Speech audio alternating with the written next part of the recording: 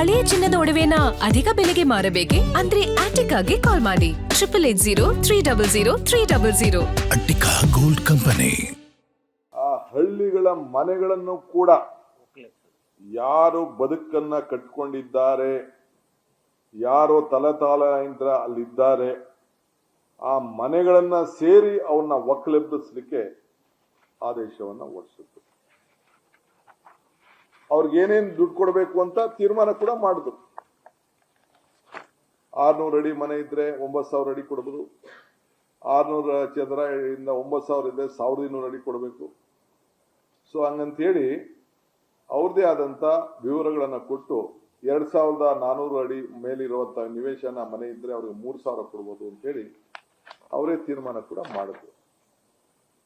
ಅದಲ್ಲದೆ private developer DLFಗೆ ಪತ್ರ ಕೂಡ ಬರ್ಸಿದ್ರು. ಅವರು ಏನು ನೀವು ಜಾಗ ಇದೆ, ನೀವು ಬನ್ನಿ, ರಿಯಲ್ ಎಸ್ಟೇಟ್ ಅಂತ ಹೇಳ್ತಾರಲ್ಲ ನಮ್ಮ ಅಣ್ಣ, ಜಾಗತಿಕ ಟೆಂಡರ್ ಕರೆದು ಆ DLF ಅವ್ರ ಹತ್ರ ದುಡ್ಡು ಕೂಡ ಕಟ್ಸ್ಕೊಂಡ್ರು. ಪಾಪ 400 ಕೋಟಿ ರೂಪಾಯಿ.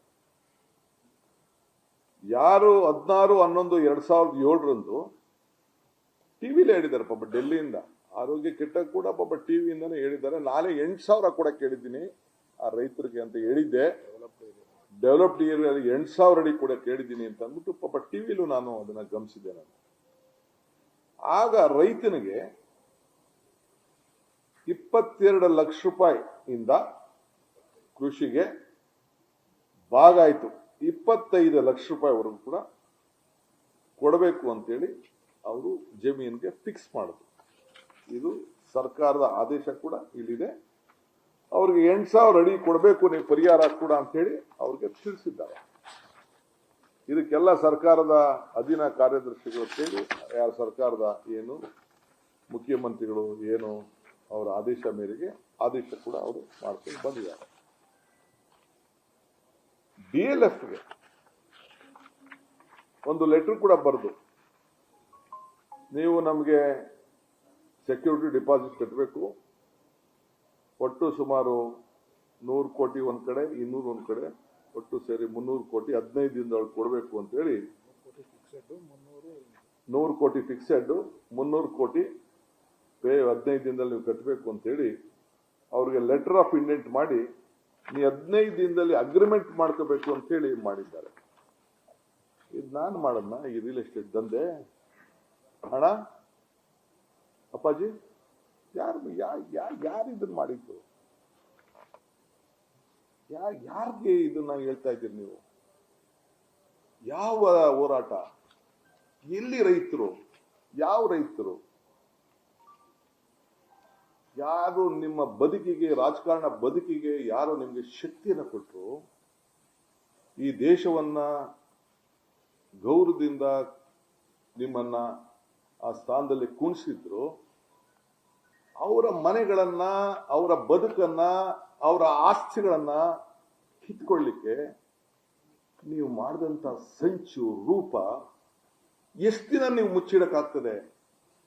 ಎಷ್ಟು ಸುಳ್ಳು ಹೇಳಲಿಕ್ಕಾಗ್ತದೆ? ಆ ರೈತರು ನೀವು ಖರೀದಿ ಮಾಡಿದಂತ 1 ಎಕರೆ ಭೂಮಿ ಬಿಡದಿಲಿ ಇರ್ಬೋದು, ದೇವಗಿರಲ್ಲಿ ಇರ್ಬೋದು, ಇಲ್ಲ ಸುತ್ತಮುತ್ತಲ ಇರ್ಬೋದು, 1 ಎಕರೆ ಈ ಕಾನೂನನ್ನ ನಿಮ್ಮ ಕುಟುಂಬದವ್ರ ಜಮೀನು ಎಲ್ಲೂ ಹೋಗ್ದಿಲ್ವಲ್ಲ? ಈ ಭೂಮಿ ಮಕ್ಕಳು, ರೈತರ ಮಕ್ಕಳದಲ್ವೇ? ನೀವು ರೈತರಲ್ವೇ? ಇದೇ ಟೌನ್ಶಿಪ್ ಅಲ್ಲಿ ನಿಮ್ಮ ಕುಟುಂಬದವರು 30 ಎಕರೆ ಖರೀದಿ ಮಾಡ್ಕೊಳ್ಳಿಲ್ವೇ? 36 ಎಕರೆ ಏನ್ ಪತ್ರ ಬರೆದ್ರು ಅಕ್ಕ ಅವರು? ನಾನು ಬೇಡ, ಈಗ ನನ್ನ ಅಕ್ಕನ ತರದ್ ಬೇಡ. ಆ ರೈತರ ಜಮೀನು ನೀನ್ ಯಾರು ಮಾರಲೂಬಾರ್ದು. ನೀನ್ ಕಷ್ಟಕ್ಕೆ, ಅವನ ಪಾಪ ಕಷ್ಟಕ್ಕೆ ಮದುವೆ ಮಾಡೋರ್ಗೆ, ಮುಂಜಿ ಮಾಡೋರ್ಗೆ, ಅವ್ರಿಗೇನಾದ್ರು ಬದುಕನ್ನ ಕಟ್ಕೊಳ್ಲಿಕ್ಕೆ ಏನು ಮಾಡಬಾರ್ದು ಅಂತೇಳಿ ರೆಡ್ ಝೋನ್ ಹಾಕಿ ಈ ತೀರ್ಮಾನ ಮಾಡಿದ್ದು ಇಡೀ ರಾಜ್ಯದ ಇತಿಹಾಸದಲ್ಲಿ ಇದೇ ಮೊದಲನೇದು. ಯಾರಿಗೆ?